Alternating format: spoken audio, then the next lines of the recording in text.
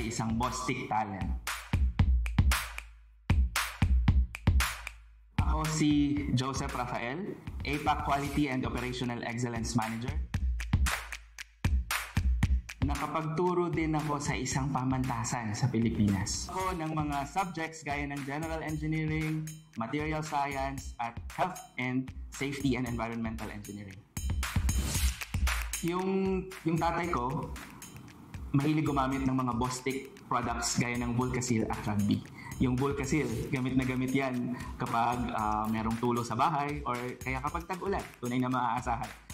Hindi ko pa alam noon na yung Bostik ay isang multinational company. Laki yung pasalamat ko sa aking mga leaders na siyang tinuturing ko na mentors.